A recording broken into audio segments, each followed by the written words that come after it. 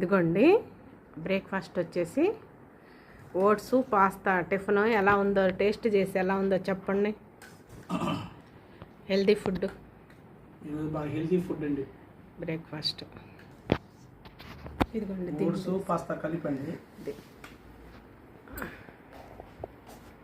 ఉదయం పట్టేసాను.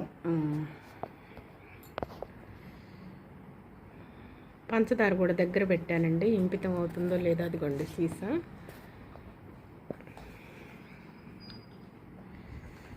పంచదార కూడా వేసుకుంటే వేసుకోండి టేస్ట్గా, ఒక్క రవ్వ, మరీ ఎక్కువ కాదండి. మళ్ళీ అది కూడా లిమిట్.